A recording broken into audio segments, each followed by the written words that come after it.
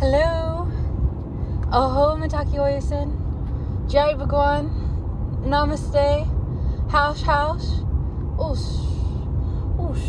Oosh. Oosh. Sana. Buenos dias. Good morning. Hello, my friends, my family, my brothers, my sisters. We are all more like family. Today I am here. It is almost 9:30 a.m. I am currently on my way to a job site. Today I am not certain what to fully expect. Yesterday I have had a massage. I have had the opportunity to have a 120-minute massage at a rate of $1 per minute and a $10 upcharge for hot stones. And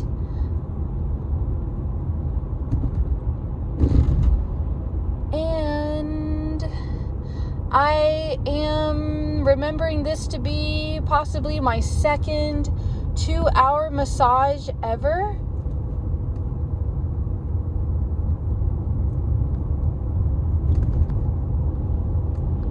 And I have realized a few things while being on the table.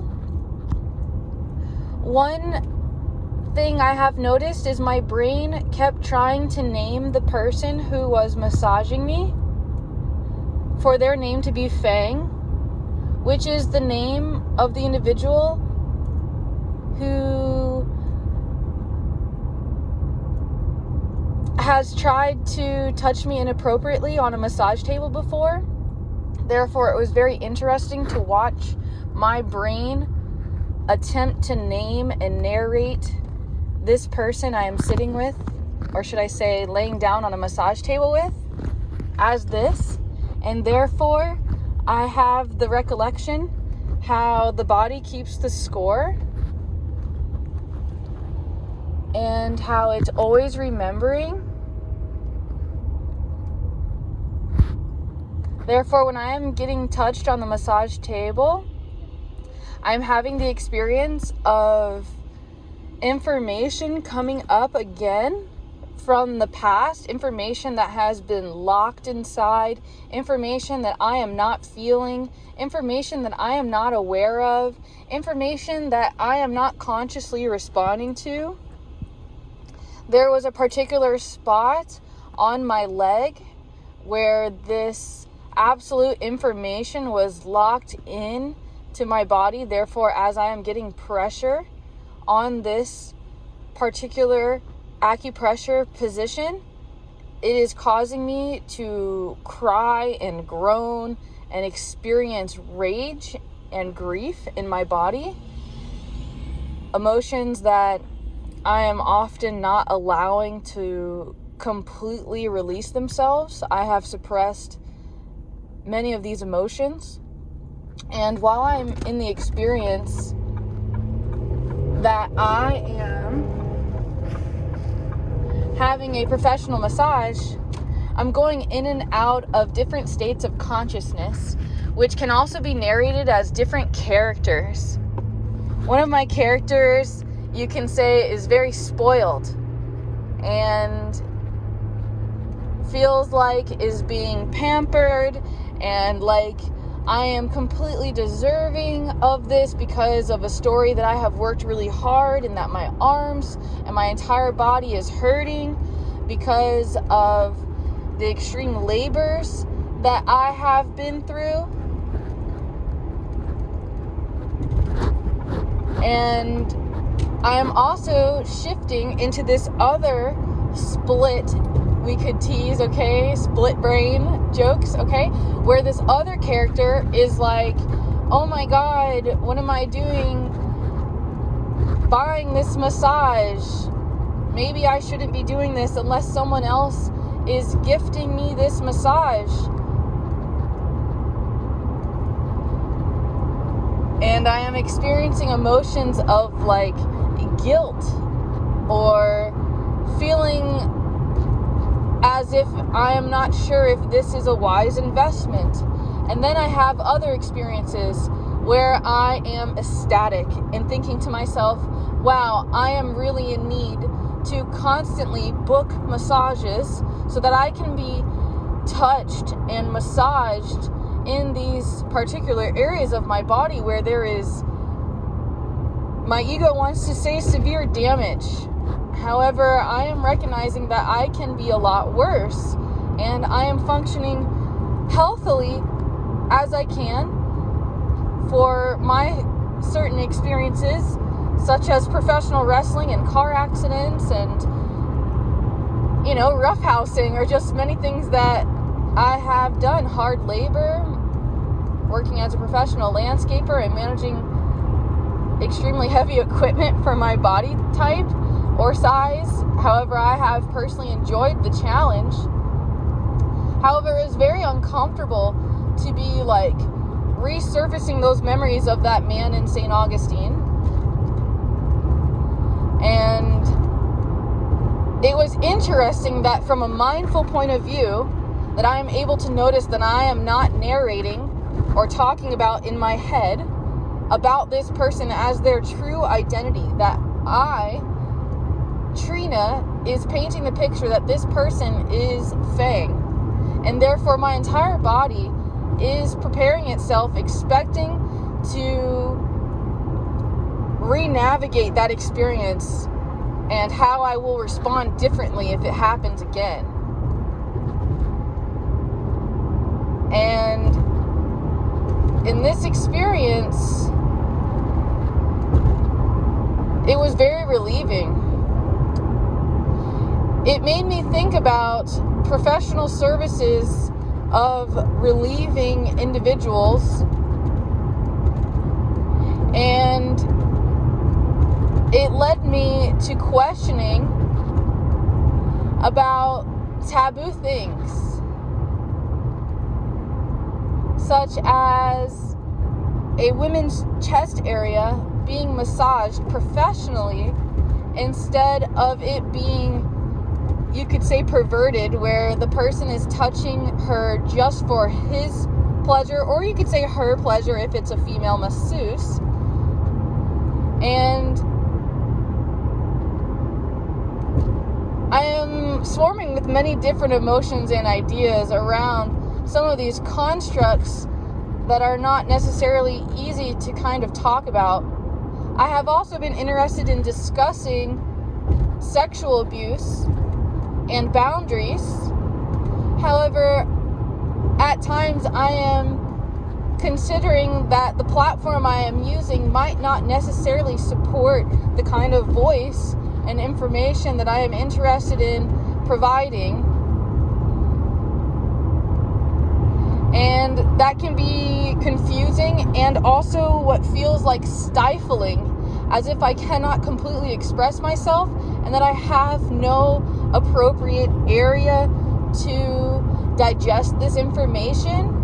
And in my personal opinion, if I am having someone I can have these intimate discussions with, they can negotiate with me my own thoughts and help me to reframe and restructure my thoughts instead of my thoughts habitually expressing themselves and assuming that they are correct.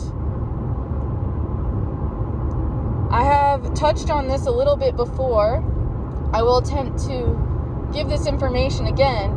If you are angry, your thoughts are going to be angry, and therefore your angry thoughts are going to cause you to have angry emotions. Okay? So it's like a cycle that it continues to feed itself. And if you are depressed, your thoughts are going to be depressive thoughts. So the suggestions are going to be depressive, which therefore is going to continue to cause more depressed feelings and more depressed thoughts. So the exit from this automatic suggested framework that comes naturally depending on our attention. If my attention is on something that brings me grief, I'm going to experience grief. And if I am conscious, if I am awake, if I am mindful, if I am fully present with myself and in a state of attention, and witnessing instead of judgment and control, I can redirect my attention on something that creates a feeling of peace within me.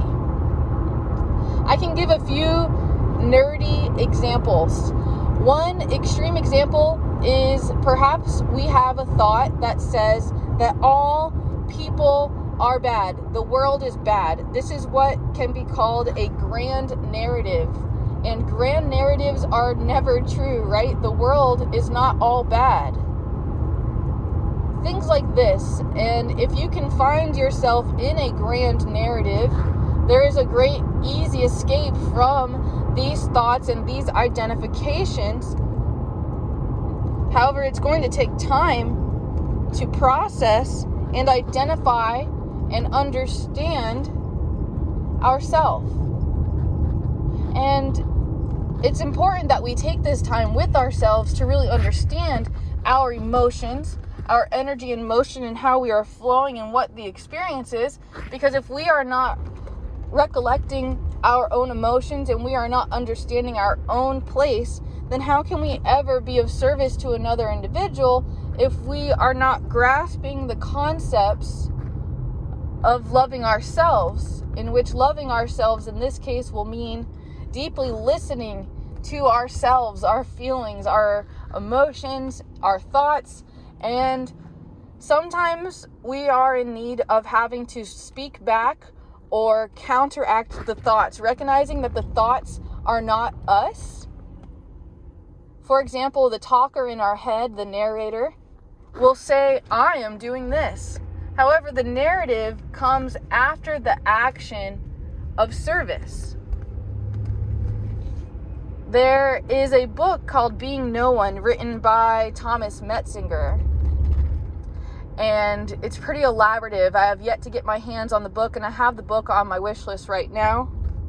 I will take this moment to also encourage you, if you are in a space where you are financially free and it does not harm you in any way, to support me having a massage, then please, if it feels good to you, to reimburse me for my massage or to commission a future massage. I'm open to these things. However, it's not necessarily easy or fun to be learning and growing in these certain ways. So it's a process, and sometimes I am choosing to consciously put myself in these experiences so that I can grow and adapt. For example, if I am having emotions and my mind is telling a particular story, I can choose to attempt to have a disconfirming experience and proving my brain, my narrative, the ideas, incorrect. A disconfirming experience by showing myself that if I go to a massage place, that it is safe to have a massage, that my boundaries will not be invaded if I'm having a massage. I am also a personal fan of helping individuals find the best place for you to personally go to have a massage. I have come to understand different modalities of massage, including cranial sacral, visceral manipulation, sometimes a typical deep tissue massage. There's also ashiatsu, where the individual is walking all over your back. So I can only be completely fruitful, meaning I can only be completely honest with you with what I have experienced. In all of my years having professional massages, I have only once ever have someone attempt to take it to another level, where the individual has attempted to go farther with what I am presenting on the table. Maybe I should be specific, where the person assumed that it was appropriate to attempt to touch a lady's privates. For me, it was absolutely shocking that this happened there. And it's not really things that are really welcome to talk about, you know what I mean? Like, there's not like people walking down the streets saying, hey, I want to have this discussion about this really uncomfortable and awkward thing that society has named sexual abuse. There are individuals who, you can say, they do not choose to participate in those conversations, and they do not want to be in those conversations, and therefore I am not attempting to force anyone to have these kinds of conversations. However, at the same time, it's important that individuals have a space where these things can be communicated and discussed, because bottling these things up and not being normal, or not normalizing the discussion of these very real things that happen in families and in businesses and things like this. So I am not fully certain how I am going to contribute to those kinds of healing and helpful aspects.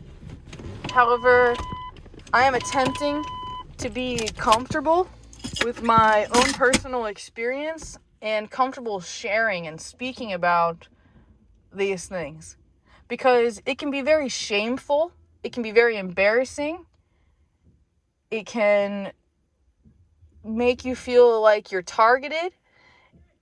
It can also cause guilt and shame, especially if there is pleasure or good feelings that come from the individual who is invading the personal space of an individual.